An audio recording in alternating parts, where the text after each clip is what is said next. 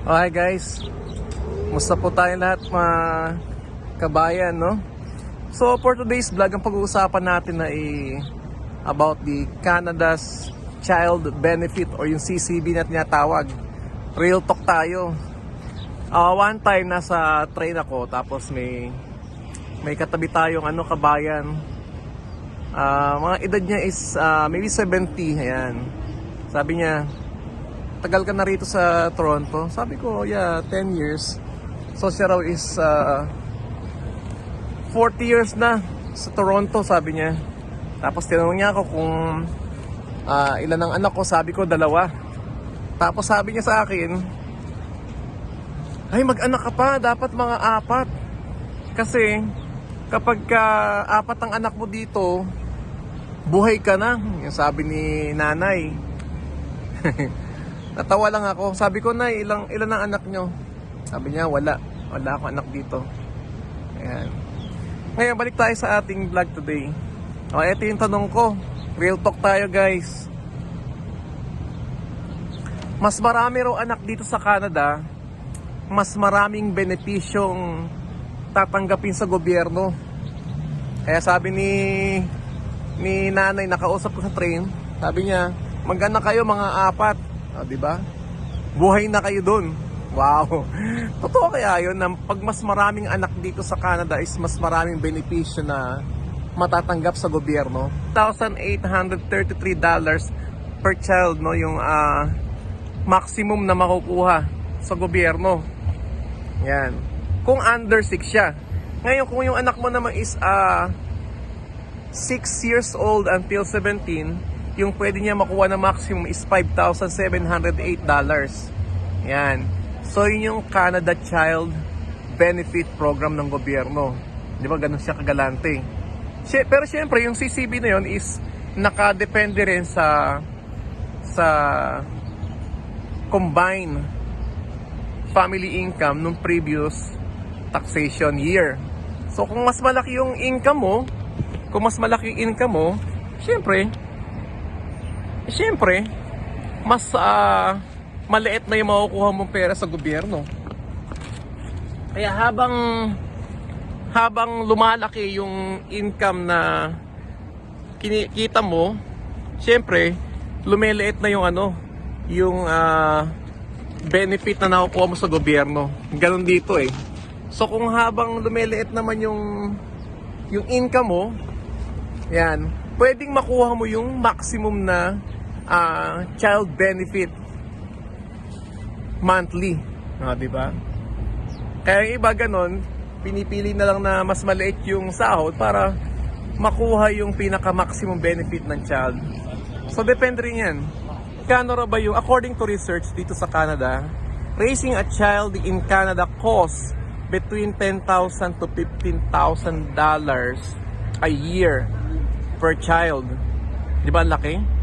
$10,000 to $15,000 a year per child. Napakalaking pera. Pero siyempre hindi mo naman iaasa lahat yan sa gobyerno. Yung sa gobyerno is supplement lang. Yan, parang tulong lang ng gobyerno sa'yo.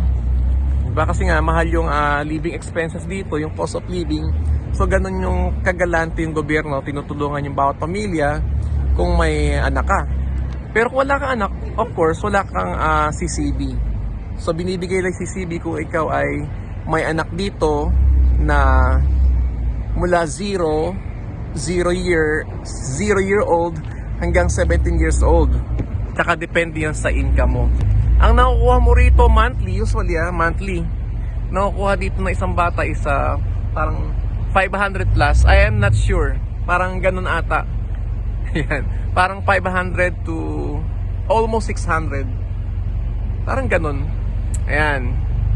So kami lang usually nakukuha namin na, kasi medyo malaki ng konti yung salary namin. Ang nakukuha lang ata namin is parang $400 per child. So ulitin ko, habang lumalaki income mo, lumiliit naman yung CCB o yung child care benefit. So habang lumiliit naman yung sweldo mo, syempre kino-compute yun, lumalaki naman yung child benefit mo dito sa Canada. ganong kabalanse rito. Sabi nga ng isang nanay na katabi natin sa train, sabi niya, mag-anak ka ng marami, mga 4. Kasi doon pa lang, buhay na kayo. Can you imagine, no? Meron kang 4 na anak. Tapos kada bata, maka 500 yung bigay ng gobyerno. So meron ka ng 2,000 kada buwan. So buhay ka na, sabi nanay. Sabi ko, hindi naman ganun yun, nay. Siyempre, kung mas marami kang anak, mas marami ka rin na gastos. So ano-ano ba yung mga possible na gastos dito kapag may mga kids ka? Okay, isa-isahin ko ha. Ito yung mga expenses kapag may anak ka dito. Una, pagkain. Ayan. Pagka may baby ka dito, may maliit kang bata, foods, mas mahal ang pagkain ng mga bata dito. Siyempre, tayo kahit puro adobo okay lang, pero pag baby, mga kids, maliit pa yan, siyempre mga sensitive pa yung mga tiyan nila, hindi pa ganun kalakas yung panunaw nila. So iba pa rin yung kinakain lang para sa atin. Tsaka dito sila pinanganak, so iba pa rin yung pagkain na rito kumpara sa atin, na kahit mga sita okay lang sa atin yan, galunggong, adobo, di ba? Pero sila, siyempre iba yung pagkain nila, tsaka mas mahal, di ba? That's the reality. Number 2, clothing. Mga damit. Naku, napakamamahal dito. Can you imagine? Isang sapatos na maliit, magkano? Damit, magkano? Alam nyo ba, share ko lang sa inyo yung experience ko namin ditong pamilya, no? Hindi kami bumibili ng rito, mga gamit ng anak namin. Talagang binibigyan lang kami ng mga kaibigan namin ng pinaglakihan. So, okay lang yun. At least nakakatipid ka. Tsaka dito, mga bago pa talaga kasi. Kunwari, winter ngayon, so suot nila, the next time hindi sa kaila kasya. So ibibigyan na sa amin. Lalo pa yung anak ko, 2 babae. Tapos mga kaibigan namin, mostly mga babae din yung anak. So pasa-pasa. Ganon dito guys. Pag nagpunta kayo dito, uso rito yung mga pasahan ng gamit. Lalo na kunyari may mga crib. Tapos kung hindi ka na mag-aanak, ibigay mo naman sa iba. Kasi ang mamahal ng mga gamit dito ng bata, that's the reality. Kahit sabihin mo na maliliit lang na sapatos yan, maliliit na damit ang mamahal. Kaya kailangan dito matalino ka, madiskarte ka. Yan, pasa-pasa lang ng gamit dito. Yan, para makatipid ka. Kasi kung bibili mo lahat yan, talagang mauubos ka. Hindi lang daan, baka 1,000 ang gastusin mo sa damit ng bata. That's the reality. Okay. So food, clothing, eto ang isa pang mabigat. Pag nag-anak ka dito, yung yung diaper. Mahal ang diaper dito. Grabe. Mauubos talaga yung mo, kahit sabihin natin na binibigyan ka ng gobyerno ng $400 a month. hindi talaga kasya 'yon. Kasi nga supplement lang naman 'yon. Hindi naman natin pwedeng iasa lahat sa gobyerno, di ba? So diaper pa lang dito, grabe ang parang yung $100 mo, mailalagay mo na sa diaper sa isang buwan, baka kulang pa, lalo kung may maliit pa yung anak mo. Yan. Next, we have the daycare. Ayan, ito yung isang pinaka mahal. Kasi ang rito, kunwari nagkatrabaho kayong mag-asawa, ito sabihin sa inyo yung example ng bayad kunwari 2 kayong full time. Tapos yung salary nyo per year is, sabihin natin na combine na $90,000, like $45,000 kayo a year. So kinumbine ko na, sabihin natin $90,000 o $100,000 a year. Tapos ang babayaran nyo sa daycare niyan, isang araw, mga mga $50 per day. Can you imagine? $50 per day. So sa loob ng isang linggo, may 5 araw. So 50 times 5, let's say 250.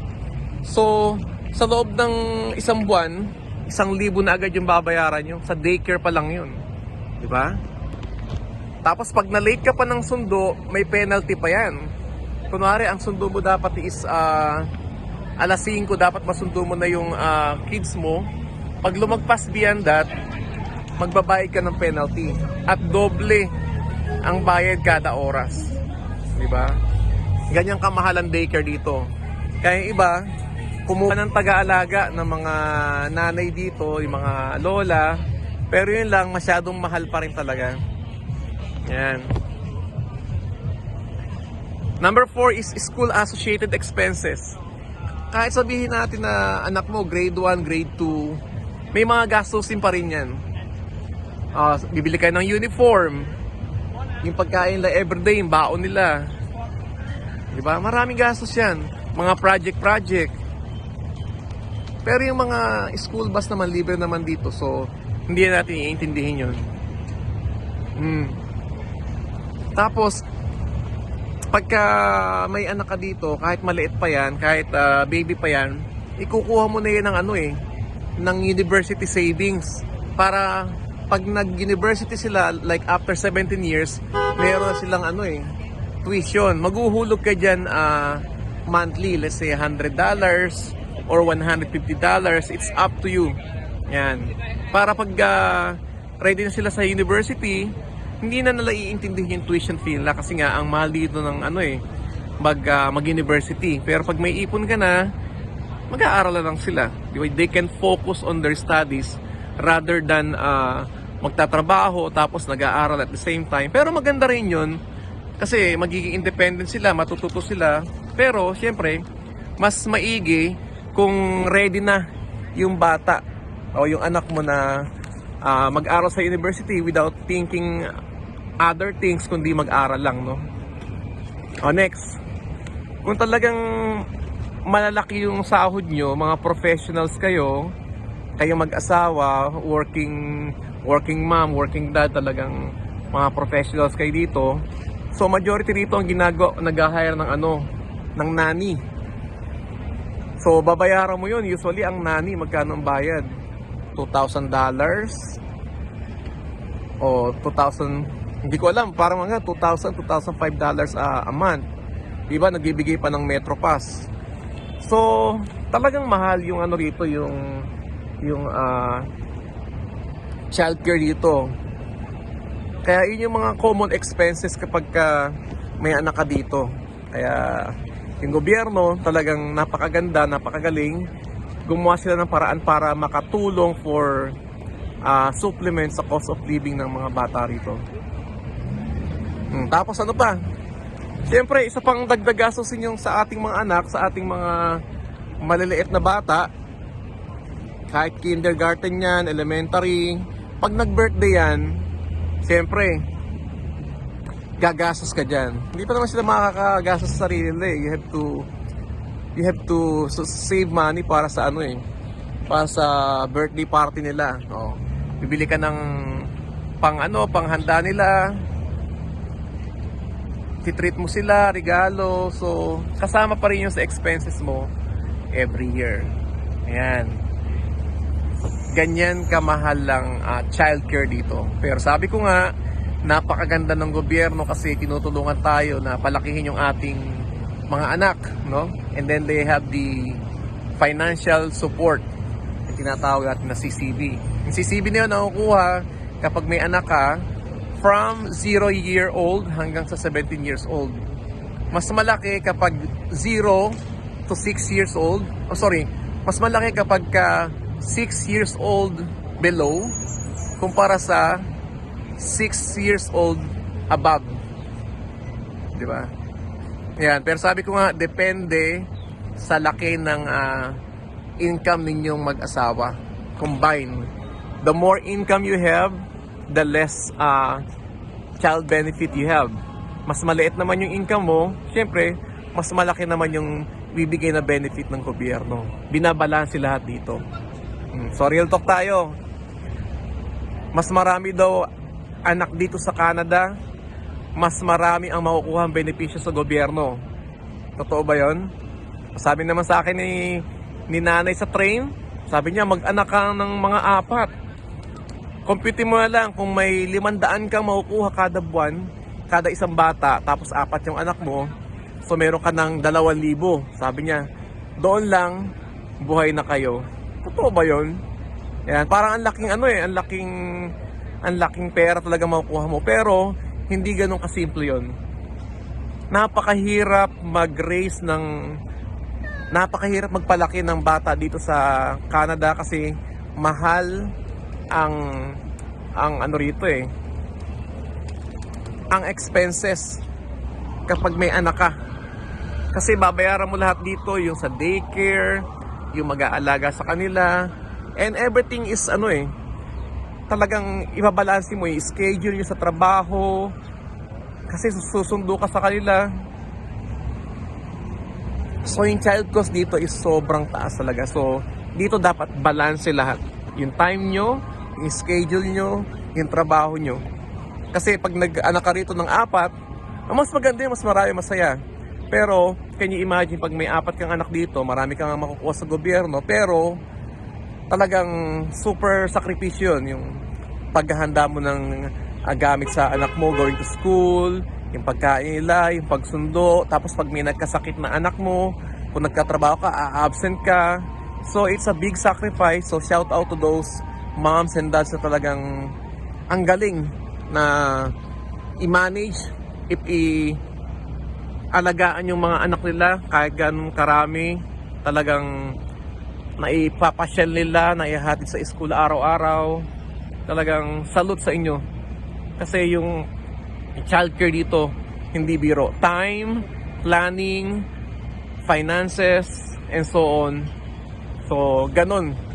Yun ang realidad dito. Yan, di ba?